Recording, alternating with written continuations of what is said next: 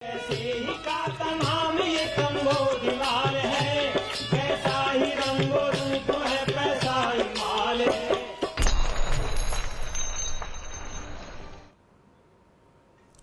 नमस्कार, मैं हूं शुभम शंकरधर। आप देख रहे हैं मनी 9। समय हो गया है आपके favourite prime time show money central का। मेरे साथ स्टूडियो में मनी 9 के एडिटर अंशुमान तिवारी जी जुड़ गए हैं। सर, बहुत स्वागत है आपका। अंशुमान जी से चर्चा शुरू करें, खबरों पर विश्लेषण शुरू करें, उससे पहले देखिए आज मनी सेंट्रल में खास क्या है। शुरुआत आज करेंगे म्यूचुअल फंड की खबर से। सेबी की रडार पर म्यूचुअल फंड कंपनियां। फ्लिपकार्ट से अलग हुई फोन पे, कर्मचारियों का क्या होगा? शुरू होने वाला है महंगाई का एक और दौर। कहां से ऐसे संकेत मिल रहे हैं? इनकम टैक्स रिटर्न फाइलिंग में होंगे क्या बदलाव? सरकार तैयारी कर रही है। बढ़ सकती है उज्ज्वला की सब्सिडी, और मुफ्त राशन योजना में मुफ्त राशन तो मिलेगा, लेकिन एक शर्त है। वो शर्त क्या है? क्या पूरी स्कीम में बदलाव हुआ है? ये सब कुछ आज विस्तार से डिस्कस करेंगे मनी सेंट्रल में। शुरुआत सेबी की खबर से। कैपिटल मार्केट रेगुलेटर सेबी ने म्यूचुअल फंड मैनेजमेंट कंपनियों से उन कंपनियों में निवेश के आंकड़ों की जानकारी मांगी है जो शेयर बाजार में लिस्ट नहीं है। मतलब उन कंपनियों के बारे में आप बताइए जो शेयर बाजार में सूचीबद्ध नहीं है, लिस्टेड नहीं है। अनलिस्टेड कंपनियों आपने कहां निवेश कर रखा है, ये बताइए। रिपोर्ट की माने तो सेबी जानना चाहता है कि एसेट मैनेजमेंट कंपनियों के पोर्टफोलियो में कितनी गैर लिस्टेड कंपनियां हैं, कैसे उन गैर लिस्टेड कंपनियों का वैल्यूएशन तय किया गया और किस तरह उन कंपनियों से निवेश वापस निकाला जाता है। सर, सेबी ऐसा क्यों कर रहा, क्या डर है? अनलिस्टेड स्टॉक्स में निवेश एक दिलचस्प हिस्सा है जो आमतौर पर सामान्य निवेशक ध्यान से नहीं समझ पाते। सेबी ने म्यूचुअल फंड्स को से ये सूचना मांगी है कि उन्होंने अनलिस्टेड स्टॉक्स में कैसे निवेश कर रखा है। 2019 में शुभम सेबी ने अलाउ किया था, म्यूचुअल फंड्स को इजाज़त दी थी कि वो टू बी लिस्टेड या प्री आईपीओ स्टेज पर जो कंपनियां हैं उनके स्टॉक्स में निवेश कर सकती हैं। और ये शर्त उसकी ये थी कि जो उनकी ओपन एंडेड स्कीम है उसके 5% एनएवी का हिस्सा इसमें लगाया जा सकता है, और क्लोज एंडेड स्कीम है उनका 10% हिस्सा एनएवी का अनलिस्टेड स्टॉक्स में लगाया जा सकता है। अनलिस्टेड स्टॉक मार्केट भी भारत में मौजूद है, यानी वो कंपनियां जिनके बाजार के शेयर बाजार में ट्रेड नहीं होते पर उनमें निवेश किया जा सकता है, उन्हें खरीदा जा सकता है। ये काम कैसे होता है? ये काम इस तरह से होता है कि आपका प्रमोटर से सीधे स्टॉक्स खरीद सकते हैं, आप कंपनियों के ईसॉप खरीद सकते हैं जो कर्मचारियों के पास मौजूद हैं। इसके अलावा जो इन्वेस्टमेंट फंड हैं और जो पीएमएस हैं वो निवेश करते हैं, उनसे आप इनका शेयर खरीद सकते हैं। हाल फिलहाल में चेन्नई सुपर किंग का स्टॉक अनलिस्टेड स्टॉक मार्केट में काफ़ी चर्चा में रहा था, उसके स्टॉक की ट्रेडिंग चर्चा में रही थी। म्यूचुअल फंड कंपनियों के लिए ये इस निवेश की इजाज़त है कि वो जो आईपीओ की तरफ जाने वाली कंपनियां हैं उनके स्टॉक्स पहले से खरीद सकते हैं और इसमें उनको फायदा होता है। ये किस्सा कहाँ से शुरू होता है? किस्सा यहाँ से शुरू नहीं हो रहा है कि म्यूचुअल फंड कंपनियां अनलिस्टेड स्टॉक मार्केट के में अपने निवेश का अनलिस्टेड स्टॉक में अपने निवेश का हिसाब नहीं दे रही। जानकारी ये मिल रही है कि भारत के बहुत सारे म्यूचुअल फंड ने एनएसई के स्टॉक्स खरीद रखे हैं, नेशनल स्टॉक एक्सचेंज के स्टॉक्स खरीद रखे हैं, जिसके बारे में माना जा रहा है कि वो शेयर बाजार में आना है उसे। 2015 से नेशनल स्टॉक एक्सचेंज का आईपीओ लाने की कवायद चल रही है। इसी कवायद में हमने एनएसई में घोटाला भी देखा, जिसमें कि एनएसई की पूर्व एग्जीक्यूटिव डायरेक्टर और अधिकारी सीबीआई के जांच में है। सेबी ने जानने की कोशिश की है इसके जरिए कि म्यूचुअल फंड्स के पास अब कितनी होल्डिंग ऐसी हैं उन शेयरों में जो शेयर बाजार में सूचीबद्ध नहीं है, जो प्री आईपीओ लेवल पर हैं, उनके बारे में उनका निवेश कितना है, ताकि पता चल सके कि कंपनियों को इसमें कितना नुकसान हुआ है। एक और आखिरी बात महत्वपूर्ण जानने के लिए कि कई बार म्यूचुअल फंड्स ऐसी तमाम स्टार्टअप कंपनियों के या के स्टॉक्स में को आईपीओ आने की उम्मीद में खरीद लेते हैं, जिनके आईपीओ बाद में टल जाते हैं या समय पर नहीं आते हैं। ये भारत का एक बड़ा बाजार है जो वैध है, इसमें तमाम कंपनियां निवेश करती हैं, सेबी इसकी इजाज़त देता है। लेकिन म्यूचुअल फंड में आपका पैसा अगर ना डूबे, इसके लिए सेबी की इस बात पे कोशिश है कि अब म्यूचुअल फंड की एमसीज उसके सामने विस्तृत रिटर्न फाइल करके बताएं कि कौन सा अनलिस्टेड स्टॉक उनके पोर्टफोलियो में है और किस मात्रा में है। Capital market regulator SEBI mutual fund की तरफ से आईपीओ में किए जाने वाले निवेश के नियमों को भी सख्त कर सकता है। रिपोर्ट्स की माने तो नए नियम आईपीओ की अलॉटमेंट के बाद अलग अलग म्यूचुअल फंड योजनाओं में शेयर की एलोकेशन को लेकर हो सकते हैं। फिलहाल इस तरह की एलोकेशन के लिए किसी तरीके के दिशा निर्देश नहीं है। सर, नए दिशा निर्देशों के बाद क्या व्यवस्था लागू होगी? यह भी दूसरी महत्वपूर्ण बात है जो म्यूचुअल फंड निवेशकों के लिए जानना बेहद जरूरी है, क्योंकि भारत में म्यूचुअल फंड में निवेश बढ़ रहा है। शुभम, म्यूचुअल फंड किसी भी आईपीओ में दो तरह से हिस्सा लेते हैं। एक वो एंकर इन्वेस्टर्स होते हैं, यानी वो उस म्यूचुअल फंड के जो प्रमुख 5, 6 या 3 इन्वेस्टर्स हैं उनमें शामिल होते, और दूसरा इसके अलावा अगर वो एंकर इन्वेस्टर नहीं है तो भी वो क्वालिफाइड इंस्टीट्यूशनल बायर्स के तौर पर उस कोटे से निवेश कर सकते हैं। समय पता है कि आईपीओ में कोटा फिक्स होता है शेयरों का, जिसमें आम निवेशकों के लिए एक हिस्सा होता है, विदेशी निवेशकों के लिए एक हिस्सा होता है, एंकर इन्वेस्टर्स का एक हिस्सा होता है, क्वालिफाइड इंस्टीट्यूशनल बायर्स यानी जो संस्थागत निवेशक है उनका हिस्सा होता है। यहाँ भी एक गफलत है और सेबी उस गफलत को दूर करने के लिए म्यूचुअल फंड्स के लिए नियम बदलने जा रही है। म्यूचुअल फंड्स के पास अपनी अलग अलग नेचर की स्कीमों के तौर पर, म्यूचुअल फंड में निवेश करने वाले जानते होंगे कि लार्ज कैप स्कीम्स हैं, फ्लेक्सी कैप स्कीम्स हैं, ऐसी अलग अलग स्कीमें हैं जिन स्कीमों के तहत वो आईपीओ में निवेश करते हैं, आईपीओ में अलॉटमेंट के लिए आवंटन करते हैं। आमतौर पर ये स्थिति बहुत स्पष्ट नहीं है कि लार्ज कैप फंड से एक आईपीओ में कितना निवेश किया जा रहा है और फ्लेक्सी कैप फंड से कितना निवेश किया जा रहा है। यहाँ भी म्यूचुअल फंड निवेशक या म्यूचुअल फंड एएमसीज आईपीओ की प्राइसेस को, उनके खरीद को और उनमें निवेश को इन्फ्लुएंस करते हैं, जिसका असर बाद में बाजार में उस कंपनी की लिस्टिंग पर दिखाई देता है। और इसलिए ये नियम भी महत्वपूर्ण है कि आप आईपीओ में म्यूचुअल फंड कैसे निवेश करेंगे, क्वालिफाइड इन्वेस्टर्स के तौर पर, एंकर इन्वेस्टर्स के तौर पर कैसे निवेश करेंगे, किस स्कीम से कितना अधिकतम निवेश का कि वो बोली लगा सकेंगे, आवेदन कर सकेंगे, इसके नए नियम आने वाले हैं। और ये दोनों ही चीज़ें म्यूचुअल फंड निवेशकों के लिए भारत में अच्छी हैं, क्योंकि इस तरीके की पारदर्शिता हमें लगातार नियमित तौर पर म्यूचुअल फंड बाजार में ज़रूरी है। अब ईयर राउंड अप।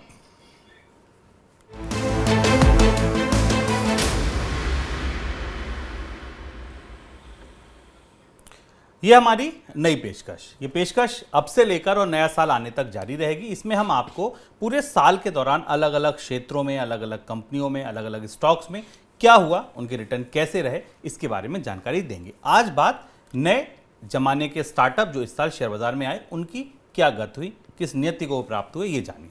नए जमाने की कंपनियां कहे जाने वाले अधिकतर स्टार्टअप्स के शेयर बाजार की लिस्टिंग के बाद घाटे में हैं। बाजार में लिस्ट होने वाली इन नए ज़माने की कंपनियों में अब तक 2.5 लाख करोड़ रुपए की मार्केट कैप साफ हो गई है। पेटीएम और कार्टरेट जैसी कंपनियों की लिस्टिंग के समय जो वैल्यू थी उसके मुकाबले अब वो 70% तक घट चुकी है। इसी तरह नायका, डिलीवरी, पॉलिसी बाजार, जोमेटो और नज़ारा टेक्नोलॉजी जैसी कंपनियां भी बाजार मूल्य से काफ़ी नीचे देखी जा रही हैं। अब रुख करते हैं कुछ कॉर्पोरेट खबरों का। फिनटेक कंपनी फोनपे और ई कॉमर्स कंपनी फ्लिपकार्ट एक दूसरे से अलग हो गई हैं। 2016 में फ्लिपकार्ट ने फोनपे का अधिग्रहण किया था, लेकिन पिछले हफ्ते दोनों कंपनियों ने अलग होने की घोषणा की है। इस घोषणा के बाद फोनपे अब पूरी तरीके से इंडिया बेस्ड एक कंपनी हो जाएगी। सर, कंपनियां तो अलग हो गई, कर्मचारियों का क्या होगा, उनका हिसाब किताब कैसे रखा जाएगा? यही इस महत्वपूर्ण डीमर्जर की खबर है। फ्लिपकार्ट ने फ़ोनपे का अधिग्रहण किया था, बड़ी खबर थी, क्योंकि फ़ोनपे उभरता हुआ पेमेंट प्लेटफॉर्म था जो पेटीएम और गूगल पे के साथ प्रतिस्पर्धा कर रहा है। और हमें पता है कि भारतीय बाजार में जो 3 सबसे बड़ी ऑनलाइन पेमेंट कंपनियां हैं, पेमेंट गेटवेज़ हैं, ये मोबाइल वॉलेट हैं, उसमें फ़ोनपे, गूगल पे और पेटीएम है। फ़ोनपे में के कर्मचारियों को फ्लिपकार्ट की तरफ से ईसॉप्स दिए गए थे, जो एम्प्लॉय स्टॉक ओनरशिप ऑप्शंस थे। इन्हें अब कंपनी बायबैक करेगी अलग करने के बाद। इसकी कीमत करीब $700 मिलियन के आसपास होगी और इसके बाद फ़ोनपे एक अलग कंपनी के तौर पर काम करना शुरू करेगी। इसके बाद बाजार में हम एक ई कॉमर्स कंपनी का, फ्लिपकार्ट जैसी ई कॉमर्स कंपनी का पेमेंट बिजनेस से बाहर निकलना देखेंगे। जब वॉलमार्ट और फ्लिपकार्ट को वॉलमार्ट ने खरीदा था, तो आप मान सकते हैं कि वॉलमार्ट फ्लिपकार्ट एक साथ फ़ोनपे के ओनर थे। हमने जब ये निवेश देखा था तब ये माना जा रहा था कि भारत में ई कॉमर्स कंपनियां पेमेंट गेटवेज़ में और पेमेंट के जो फिनटेक का उभरता हुआ क्षेत्र है उसमें निवेश के लिए आगे आ रही हैं। लेकिन अब पूरे आईटी स्पेस में चीज़ें बदल रही हैं और उस बदलाव का नतीजा है कि ई कॉमर्स कंपनी फ्लिपकार्ट इससे बाहर और अलग हो रही है।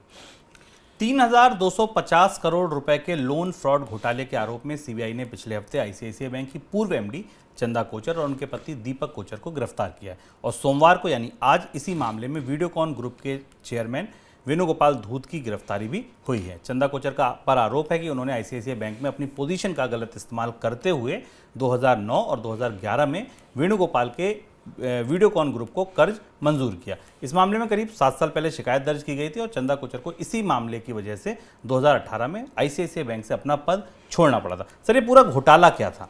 बेहद सामान्य और भारत के बैंकों में होने वाला है, भारत के व्यवस्था में होने वाला बेहद सामान्य घोटाला। इसमें कोई जटिलता, कोई कॉम्प्लेक्सिटी नहीं है शुभम। ये सामान्य तरीके से भारत के बैंक के अधिकारी या बैंक या उच्च पदों पर बैठे हुए लोग, चाहे वो राजनीतिक लोग हों, वो अपने रसूख और क्षमता का इस्तेमाल किस तरह से करते हैं, उसका घोटाला है। चंदा कोचर पद्मश्री और अवार्डेड बैंकर से अब जेल में पहुंचकर अपराधी हो गई। स्पष्ट सी सीधी सी चीज, कन्फ्लिक्ट ऑफ इंटरेस्ट, अपने पद का दुरुपयोग करने का मामला है। कैसे बात शुरू होती है, किस्सा यहाँ से शुरू हुआ कि आईसीआईसीआई बैंक ने 3,250 करोड़ रुपए का एक लोन वीडियोकॉन दूध की कंपनी वीडियोकॉन को मंजूर किया। उसके बाद वीडियोकॉन समूह ने कुछ शेल कंपनियों में 64 करोड़ रुपए का निवेश कर दिया, जो न्यू पावर रिन्यूएबल्स के नाम से थी, जो कि चंदा कोचर के पति की कंपनियां थी, दीपक कोचर की कंपनियां थी। बहुत ही सामान्य सी चीज़ है ये। भारत के वित्तीय परिदृश्य में आमतौर पर ज़्यादातर कंपनियों में इस तरीके के घोटाले हमें सामने बार बार आते दिखाई देते हैं। ये माना जाता है कि वीडियोकॉन ग्रुप को करीब 1875 करोड़ रुपए के 6 कर्ज अलग अलग समय पर आईसीआईसीआई से 2009 से 2011 के बीच में दिए गए, जब चंदा कोचर आईसीआईसीआई बैंक की मुखिया थी, प्रमुख थी, और वो उसके शीर्ष पर बैठी हुई थी। और ये सारे के सारे लोन बाद में आईसीआईसीआई बैंक के लिए नॉन परफॉर्मिंग एसेट्स में बदल गए। यानी ये सारे के सारे लोन एनपीए हो गए, गलत लोन के फैसले किए गए, बैंक का पैसा डूबा और इसमें बैंक को 1730 करोड़ रुपए का लॉस हुआ। 2019 में एनफोर्समेंट डायरेक्टरेट ने एक केस शुरू किया था, दर्ज किया था, और उसके बाद सीबीआई इसकी लगातार जांच कर रही है। और अब भारत की स्टार बैंकर, किसी जमाने में चंदा कोचर स्टार बैंकर रही थी, उन्हें गिरफ्तार किया गया है। और भारतीय बैंकों में बैंक अधिकारियों की पारदर्शिता को सुनिश्चित करने के लिए कोई प्रतिमान, कोई व्यवस्थाएं मौजूद नहीं है, क्योंकि बैंक अधिकारियों के पास, बैंक के प्रबंधकों के पास किसी भी कंपनी को फायदा देने के अकूत अधिकार होते हैं। और इसलिए हमने बहुत सारे ऐसे घोटाले सिर्फ इसलिए इस तरह होते देखे जिनमें कंपनियां अपने रसूख का इस्तेमाल करके बैंकों का इस्तेमाल करती हैं। और चंदा कोचर का घोटाला लगभग उसी तरीके का है। रिलायंस कैपिटल को खरीदने के लिए हिंदुजा ग्रुप ने सबसे बड़ी बोली लगाई है। रिपोर्ट की माने तो शुक्रवार को हिंदुजा ग्रुप ने अपनी बोली को बढ़ाकर 9500 करोड़ रुपए कर दिया। इससे पहले ग्रुप ने 8110 करोड़ रुपए की बोली लगाई थी, लेकिन गुजरात के टोरेंट ग्रुप की तरफ से लगाई 8640 करोड़ रुपए की बोली के बाद हिंदुजा ग्रुप ने फिर से बोली को बदला और अब उन्होंने रिलायंस कैपिटल के लिए बोली को बढ़ा दिया है। सर, दोबारा बोली लगाई गई है, मान्य होगी ये? ऐसा नहीं लगता है, क्योंकि जो पता चल रहा है उस हिसाब से टोरेंट ग्रुप की बोली फाइनल बोली के राउंड के आसपास आई थी। हिंदुजा ग्रुप ने उसे काउंटर करने की कोशिश की और बढ़ाकर काफ़ी बोली लगाई है, लेकिन इस बात की संभावना कम दिखाई दे रही कि यह मानी जाएगी। बाकी जो प्रमुख बैंकर्स हैं वो इस पर अगले एक हफ्ते में शायद फैसला लेंगे। अब महंगाई मीटर।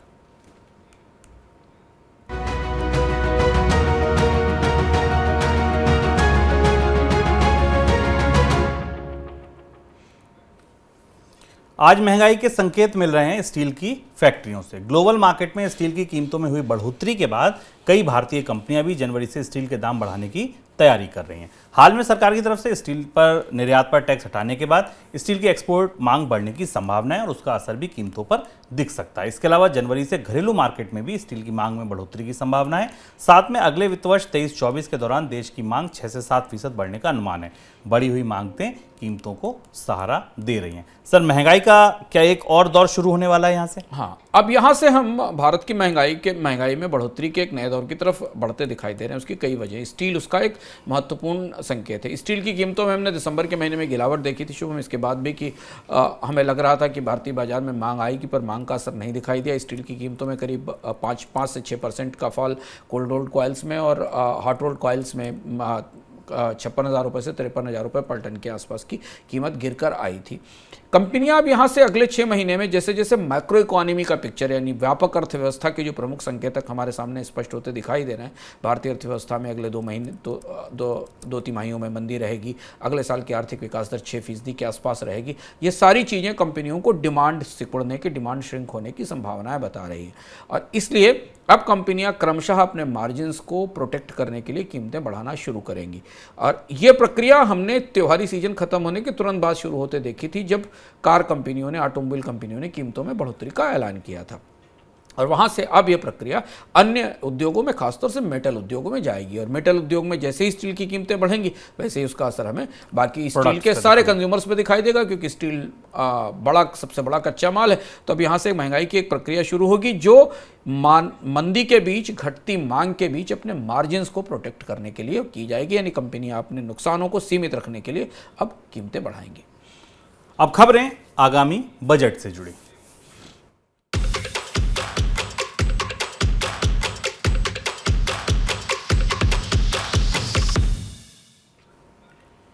केंद्र सरकार अगले साल इनकम टैक्स रिटर्न दाखिल करने की प्रक्रिया में बदलाव कर सकती है। माना जा रहा है कि रिटर्न दाखिल करने के लिए अलग अलग टैक्स फॉर्म की प्रक्रिया को घटाया जा सकता है, ताकि रिटर्न दाखिल करने में कम समय लगे और ज़्यादा से ज़्यादा लोग रिटर्न दाखिल करने के लिए प्रेरित हो सकें।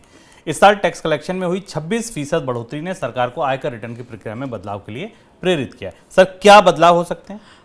इस समय लगभग 7 अलग अलग किस्म के टैक्स रिटर्न फॉर्म्स हैं इनकम टैक्स के, जो अलग अलग पेशे, कारोबार और इनकम वालों के लिए किए जाते हैं। इनकी संख्या घटा के 3 या 4 पे लाई जा सकती है। ज़्यादातर लोगों को, जैसे 1 और 4 नंबर का जो ITR है उनको मिलाकर 1 किया जा सकता है। अलग अलग कैटेगरीज के लोगों को एक साथ लाकर ITR या इनकम टैक्स रिटर्न भरने की प्रक्रिया को आसान बनाया जा सकता है। ऐसा इसलिए किया जा रहा है, इसकी 2 वजह हैं कि पहली चीज़ तो ये कि अब धीमे धीमे भारत में इनकम टैक्स रिटर्न की ऑनलाइन फाइलिंग हो गई है, अधिकांश फाइलिंग ऑनलाइन हो चुकी है, इसलिए ये आसान है इनकम टैक्स डिपार्टमेंट के पास कि वो आपको तकनीकी तौर पर चीज़ें आसान करा सके, इनकम टैक्स के रिटर्न को रीपॉपुलेट किया जा सके, आपके पुराने records bank income tax department के पास आपके पैन के जरिए जुड़े हुए हैं, तो आपको बहुत ज़्यादा जानकारियाँ देने की ज़रूरत ना पड़े।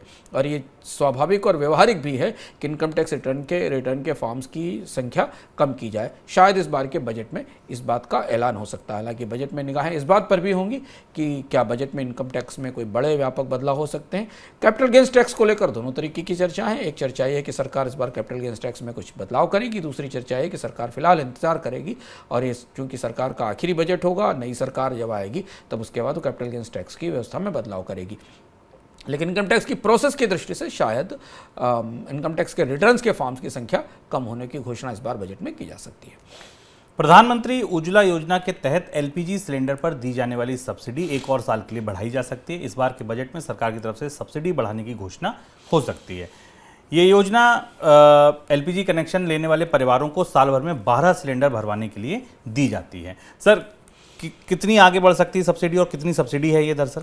इस साल 6100 करोड़ रुपए के आसपास की सब्सिडी का संकेत है उज्ज्वला पर। पेट्रोलियम सेक्टर में जब तक अभी सब्सिडी नहीं लौटी थी, जो सब्सिडी अभी लौटी है और जिसके लिए हमने देखा कि अभी इस बार के बजट में 22,000 करोड़ रुपए की अतिरिक्त राशि कंपनियों को दी गई, वो इस बिना पर दी गई कि उन्होंने पेट्रोल डीजल की कीमतों को एक स्तर पर स्थिर रखा और जो नुकसान हुआ उसकी भरपाई उन्होंने सरकार की सब्सिडी से की। तब तक पेट्रोलियम सेक्टर से सब्सिडी लगभग खत्म हो चुकी थी, खासतौर से LPG की सब्सिडी खत्म हो चुकी थी। लोगों को खातों में जाने वाली जो डायरेक्ट बेनिफिट ट्रांसफर सब्सिडी थी उसको 2 साल में खत्म कर दिया गया था। LPG के साइड से केवल एक सब्सिडी चल रही थी जो उज्ज्वला पर थी और जिसमें भी 200 रुपए पर सिलेंडर की सब्सिडी उज्ज्वला के धारकों को, जो गरीबी की रेखा से नीचे आते हैं, उन्हें 12 सिलेंडर्स पर दी गई थी। उज्ज्वला की परफॉर्मेंस को लेकर तमाम सवाल हैं, क्योंकि जिन लोगों ने इनको सिलेंडर ले रखा है, जब उन्हें अगला सिलेंडर लेना होता और उन्हें सब्सिडी नहीं मिलती, इसलिए उज्ज्वला की रिफिल तेजी से गिरे हैं। लेकिन ऐसा लगता है कि सरकार उज्ज्वला योजना पर फिलहाल ये सब्सिडी इस साल और अगले बजट में और जारी रखेगी, क्योंकि LPG सिलेंडर की कीमतें काफ़ी बढ़ चुकी हैं। 6100 करोड़ रुपए इस वित्त वर्ष में शायद खर्च होंगे और इतनी ही राशि अगले साल के लिए भी बजट में एलोकेट की जाएगी। सब्सिडी के मद में इसके संकेत मिल रहे हैं। अंतर्राष्ट्रीय मुद्रा कोष यानी IMF ने भारत के बढ़ते वित्तीय घाटे को लेकर चिंता जताई है और वित्तीय घाटे को रोकने के लिए भारत से स्ट्रक्चरल रिफॉर्म करने के लिए कहा है। IMF ने वित्त वर्ष 2022-23 के दौरान भारत की GDP ग्रोथ 6.8% और 2023-24 के लिए 6.1% रहने का अनुमान लगाया है। सर, IMF का इशारा क्या है? IMF ने 2 बातें कही। पहली चीज़ तो है कि IMF की बात या सलाह सरकार को इस समय थोड़ी सी झुंझलाहट में डालेगी, थोड़ी सी चुनौतीपूर्ण है। उसकी चुनौतीपूर्ण इसलिए कि सरकार चुनाव की तरफ जा रही है, उसे बहुत सारे ऐसी घोषणाएं करनी जो विशुद्ध रूप से लोक लुभावन या पॉपुलिस्ट हैं। उन ऐसी परिस्थिति में भारत के राजकोषीय हिस्से पर चिंताएं बढ़ रही हैं। दूसरी चीज़, IMF ने सरकार के तमाम दावों के विपरीत प्रत्यक्ष रूप से कह दिया है कि भारत की राजकोषीय स्थिति दबाव में दिख रही है। हालांकि सरकार ने भी संसद में कहा, वित्त मंत्री ने भी संसद में कहा कि सरकार का जो फिजिकल कंसोलिडेशन का पाथ है वो इंटैक्ट है, पर हमें पता है वास्तविकता में कि ऐसी परिस्थिति नहीं है। यदि सरकार के एसेट मोनेटाइजेशन या विनिवेश के कार्यक्रम को देख लिया जाए, बेहाथ हो रहा है। सब्सिडी हम 3,26,000 करोड़ की अतिरिक्त सब्सिडी सरकार को लेनी पड़ी इस बार बजट में। दूसरी चीज़ है कि सरकार का कर्ज रिकॉर्ड लेवल पर है, अगर राज्य सरकारों को मिला लिया जाए तो करीब 85 से 90% GDP के अनुपात में सरकारों का कर्ज है।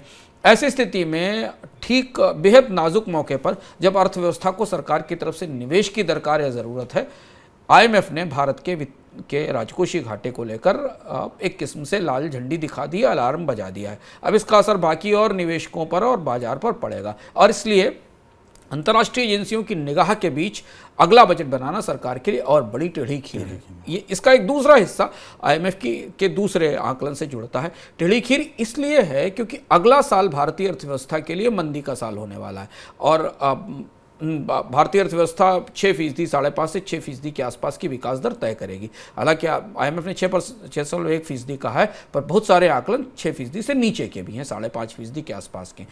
ऐसी परिस्थिति में अर्थव्यवस्था से उतना राजस्व नहीं आ पाएगा सरकार को जितना रेवेन्यू पिछले एक साल के अंदर पेंटअप डिमांड के सहारे और बाकी चीज़ों के कारण आया है। और इस बीच 2024 को चुनाव को देखते हुए सरकार को बहुत कुछ ऐसा करना होगा जिससे कि राजनीतिक संभावनाओं को अगर कोई नुकसान हो रहा है तो रोका जा सके, और उसकी एक चतुर सी कोशिश इस बार सरकार ने फूड सब्सिडी के मामले में की, जो हमारी अगली खबर है।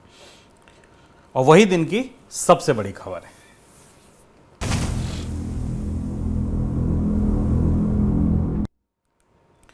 गरीबों को दिए जाने वाले मुफ्त राशन से जुड़ी योजनाओं में केंद्र सरकार ने बड़े बदलाव किए। नए बदलावों के बाद देश के 81 करोड़ गरीब परिवारों को हर महीने प्रति व्यक्ति 5 किलो मुफ्त राशन मिलेगा। हालांकि सरकार ने सस्ते राशन की स्कीम को बंद कर दिया है। अगले एक साल के लिए फ्री राशन की सप्लाई बनाए रखना सरकार के लिए फिर भी चुनौती होगी। क्यों? क्योंकि सरकार के गोदामों में गेहूं का स्टॉक 190 लाख टन बचा है, लेकिन हाल के दिनों में सरकार ने किसानों से धान की खरीद अच्छी की है, जिस वजह से योजना के तहत चावल की सप्लाई बढ़ाई जा सकती है। सर, ये क्या हुआ है? पूरा मामला क्या है? सस्ता राशन, फ्री राशन, कौन सी योजनाएं चल रही, कौन सी बंद हुई? सरकार ने कल अपनी इस हफ्ते के अंत में, पिछले हफ्ते के अंत में अपनी कैबिनेट की बैठक में एक बड़ा फैसला किया, और उस फैसले के साथ फूड सब्सिडी के पूरे ढांचे में कई महत्वपूर्ण और उल्लेखनीय बदलाव किए गए, जिनका असर बहुत सारे आम लोगों पर पड़ेगा जो सरकार की फूड सब्सिडी से फ़ायदा उठाते हैं। तीन तरीके की स्कीमें भारत के फूड सब्सिडी बास्केट में है। एक नेशनल फूड सिक्योरिटी का प्रोग्राम है जो राष्ट्रीय खाद्य सुरक्षा योजना है, जिसमें 5 kg पर पर्सन अनाज मिलता है, 3 रुपये पर राइस और 2 रुपये पर गेहूं दिया जाता है। और दूसरी प्रधानमंत्री गरीब कल्याण योजना थी, जिसमें मुफ्त राशन दिया जाता था। सरकार ने प्रधानमंत्री गरीब कल्याण योजना और अंत्योदय अन्न योजना को राष्ट्रीय खाद्य सुरक्षा कार्यक्रम में मिला दिया।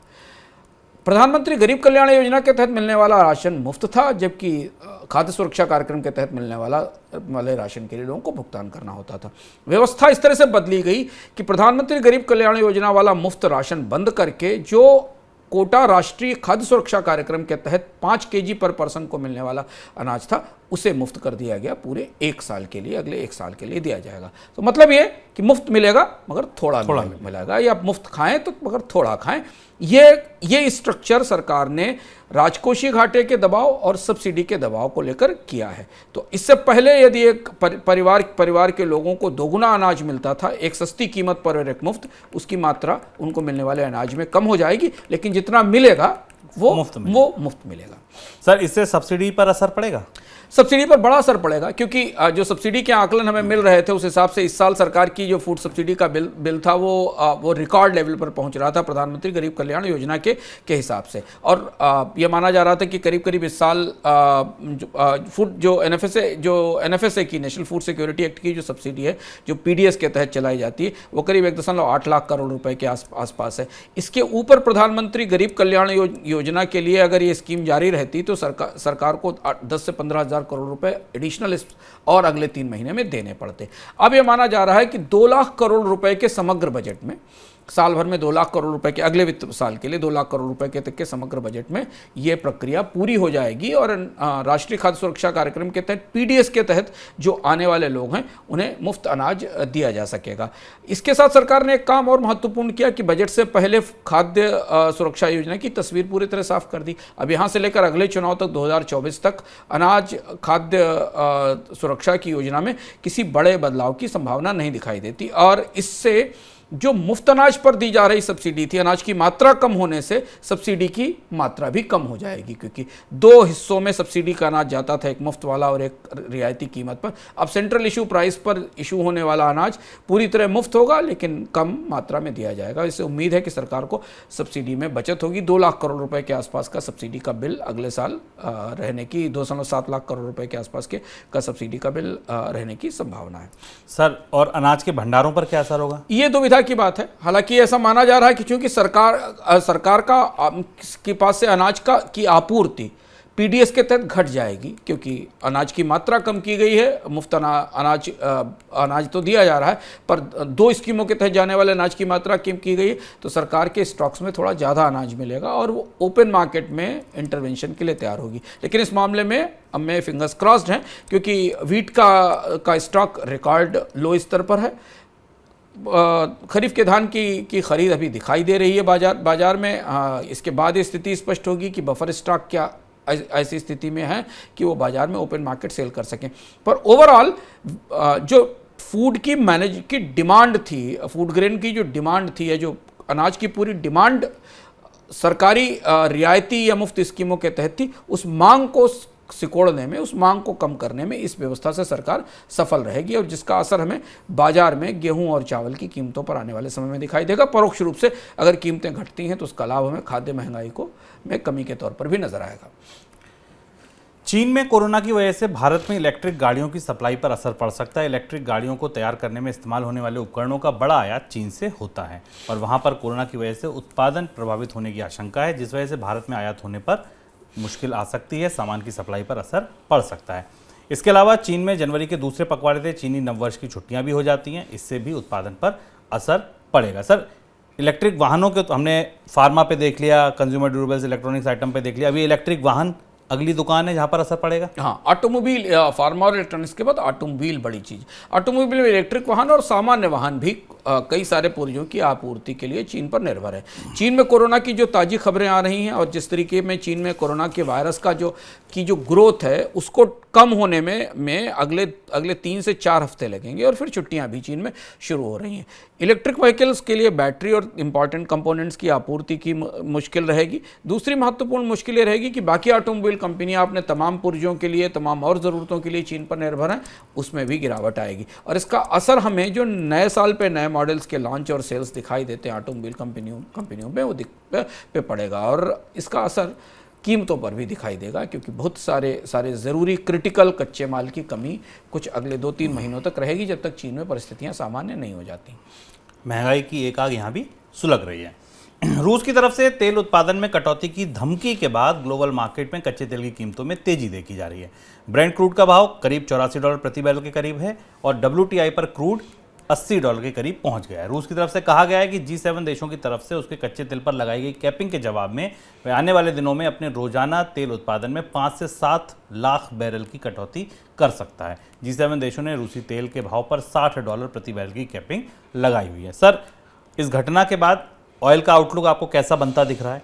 तेल की कीमतें 2 चीज़ों के बीच झूल रही हैं। रूस की तरफ से उत्पादन में कटौती की घोषणा और चीन में लॉकडाउन लगने और चीन में उत्पादन में कमी और मंदी की संभावना इसके बीच में। लेकिन ओपेक देशों के पास अभी उत्पादन की कमान है तो कच्चे तेल की कीमतें $83 से $85 पर बैरल के आसपास रह सकती हैं। लेकिन अगर चीन में कोरोना की संभावनाएं कमज़ोर पड़ती हैं, जो कि दिख रही हैं, अगर आने वाले समय में चीन में तेज़ी से कोरोना से वापसी शुरू होती है और उसका असर सीमित होता है, तो फिर कच्चे तेल की मांग बहुत तेज़ी से बढ़ने की गुंजाइश है। और रूस की तरफ से आपूर्ति टूटने का खतरा तो है ही, क्योंकि रूस के तेल पर अंतर्राष्ट्रीय बाजार में कैपिंग या प्रतिबंध लगाए जा चुके हैं। अब मनी सेंट्रल झटपट।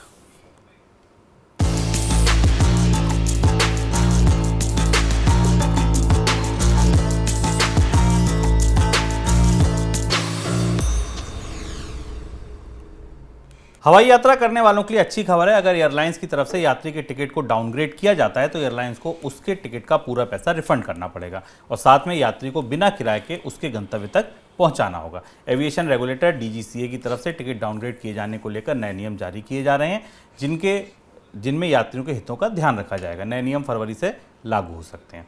अगली खबर, रूस के राष्ट्रपति व्लादिमीर पुतिन ने कहा है कि यूक्रेन युद्ध को लेकर रूस सभी भागीदारों से बातचीत के लिए तैयार है, लेकिन यूक्रेन और उसके पश्चिमी सहयोगी किसी तरीके से बातचीत करने के मूड में नहीं है। पुतिन ने रविवार को एक टीवी चैनल को इंटरव्यू दिया और उसमें यह बयान दिया कि रूस और यूक्रेन युद्ध को शुरू हुए फरवरी में 1 साल हो जाएगा और इस युद्ध की वजह से वैश्विक अर्थव्यवस्था पर खराब असर पड़ रहा है। 16 दिसंबर को खत्म हुए हफ्ते के दौरान देश में विदेशी मुद्रा भंडार में फिर से गिरावट देखने को मिली है। इस दौरान विदेशी मुद्रा भंडार 57 करोड़ डॉलर घटकर 563.5 अरब डॉलर आ गया और 5 हफ्ते में पहली बार ऐसा हुआ कि जब विदेशी मुद्रा भंडार में गिरावट देखी। हालांकि इस बार विदेशी मुद्रा भंडार में सिर्फ करेंसी की वैल्यूएशन घटने की वजह से गिरावट आई है। सर, कोई झटपट टिप्पणी? दो महत्वपूर्ण चीज़ें इन झटपट खबरों में। पहली चीज़ तो ये कि रूस के राष्ट्रपति पुतिन की तरफ से आया बयान कितना विश्वसनीय है, पश्चिम के देश इस पर कितना भरोसा करेंगे, देखने की बात होगी। लेकिन यदि युद्ध विराम की तरफ बढ़ता है तो दुनिया की अर्थव्यवस्थाओं के लिए ये अच्छी खबर है। इसका असर हमें बहुत सारी कमोडिटीज़ की कीमत पर दिखाई देगा, लेकिन इससे पहले भी ऐसी बातें होती रही हैं। ये एक सबसे महत्वपूर्ण घटनाक्रम है जो नए साल की शुरुआत के साथ करीब से देखा जाएगा कि क्या रूस और यूक्रेन का युद्ध अंततः खत्म होगा और किन शर्तों पर खत्म होगा, महत्वपूर्ण बात है।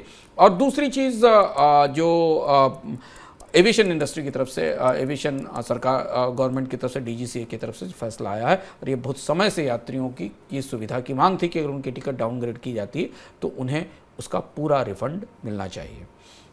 तो ये था हमारा आज का मनी सेंट्रल। कल फिर शाम को 7 बजे आपसे मुलाकात होगी। तब तक के लिए दीजिए इजाजत।